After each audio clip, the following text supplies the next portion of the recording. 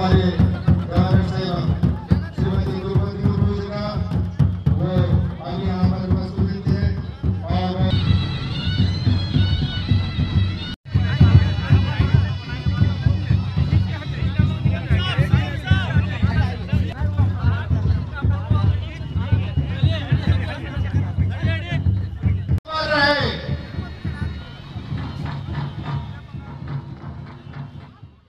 और भगवान बिरसा मुंडा ने जो शोषण, गरीबी और अपनी संस्कृति के लिए जो संघर्ष किया था, हमारी सरकार उन संघर्षों को जमीन पर उतारने के लिए कटिबद्ध है। हमारी झारखंड की संस्कृति भगवान बिरसा मुंडा की सोच के अनुसार रहे।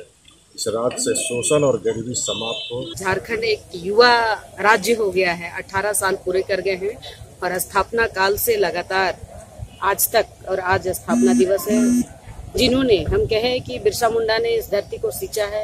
इस धरती के युवाओं को मार्गदर्शन दिए हैं और उनके बताए हुए पदचिन्हों पर लोग चल रहे हैं। आयामों में बिजली, सड़क, पानी, शिक्षा, स्वास्थ्य में राज्य काफ़ी आगे आया है